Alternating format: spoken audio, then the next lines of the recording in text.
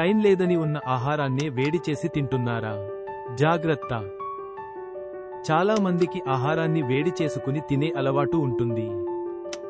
పదే పదే ఆహారాన్ని వేడి చేసుకుంటే ప్రమాదం పొంచి ఉన్నట్టే.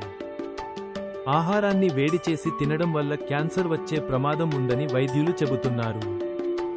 నిల్వ ఉంచిన ఆహారాన్ని వేడి చేసి తింటే అనారోగ్యం బారిన పడటం ఖాయం. ఆహారాన్ని ఎక్కువగా వేడి చేస్తే పోషకాలు తగ్గిపోయి విషపూరితంగా మారతాయి.